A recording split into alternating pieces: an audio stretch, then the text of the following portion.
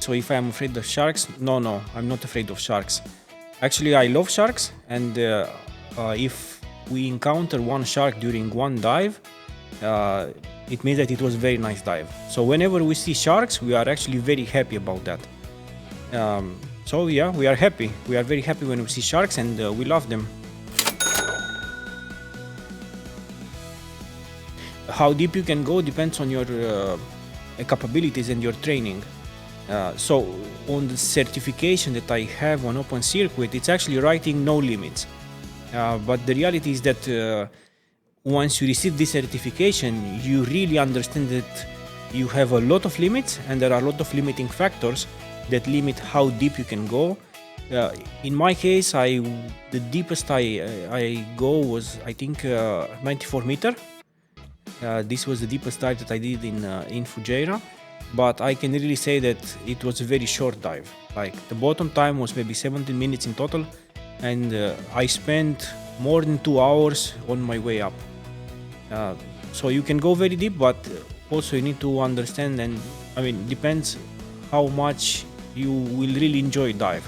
Will I go back to 94 meter on open circuit? Not really. Like, it's a lot of effort for a very short time that you can spend at the bottom.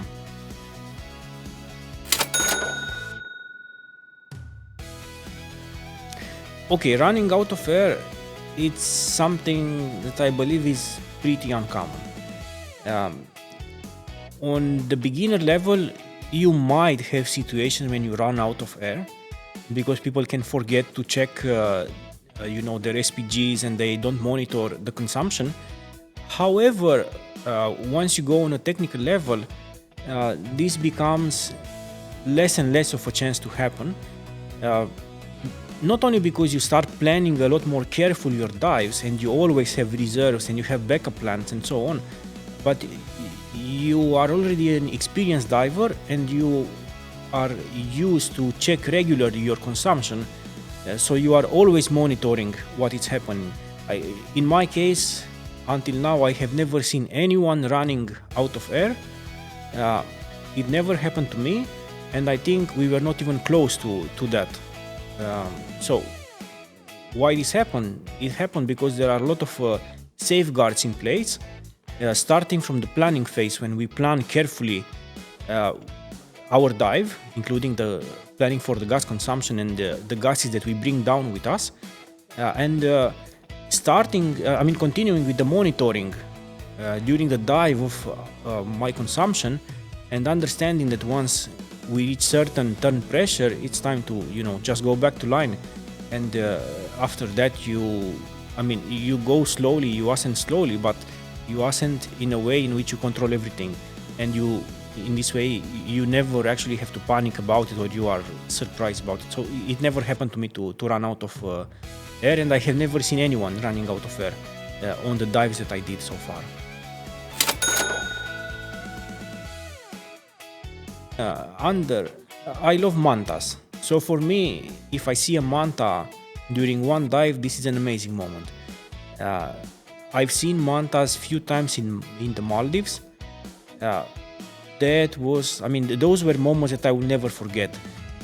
To have the chance to encounter one manta and to come, to glide slowly over you, like maybe less than 1 meter on top of you, it's an amazing feeling. And that is something for everything that you do for this moment, it's worth it, just because you experience this. So the most amazing thing that I've seen, definitely encountering mantas during dives.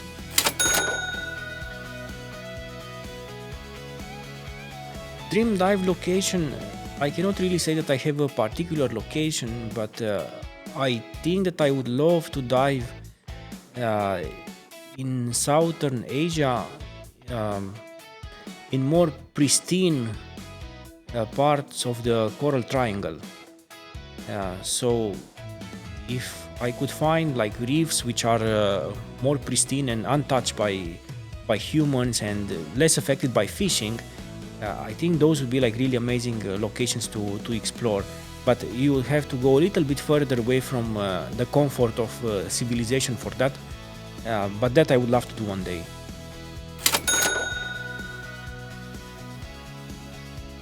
If I look back on my experience, there was one moment in one dive which I was really thinking that jumping in water sounds like a bad idea, and that was on Apo Island in the Philippines, when the waves were really high, the water was very choppy, and on that time, I mean, the boat also that we had, this Filipino traditional boat, was not really comfortable to jump from, and because of the stabilizers that they have left and right, I mean, I can see very easy how you can end up with one of these stabilizers in your head.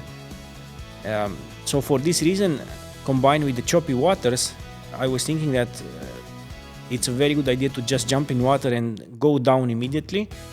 So yeah, for this reason, also the guide suggested that better to take all our tanks, attach, of course, the double cylinders on our back end, the deco cylinders and stay cylinders already on left side, jump with everything attached, and as soon as we hit the water, just go down. And we did that, and after that actually was pretty comfortable, because the choppiness of the water, like these big waves, you can feel, and these are affecting only like the upper layer of the water. So once you go down, everything becomes calm.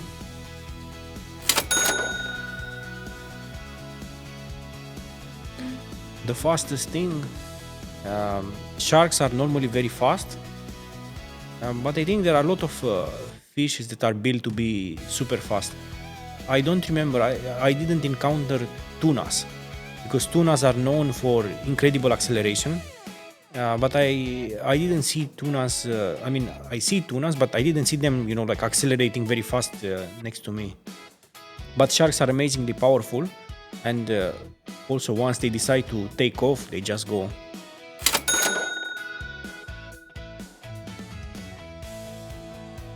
Yes, I think the most useless piece of gear I bought was a compass on a plastic, like some very cheap compass made of plastic, because I wanted to see how I can use this compass, and it was something that you were supposed to attach on your left or right hip and just bring it up to look on it. But that was pretty awful, and I think I had it few times in my backpack, but I never actually deployed it, and even I never take it underwater with me.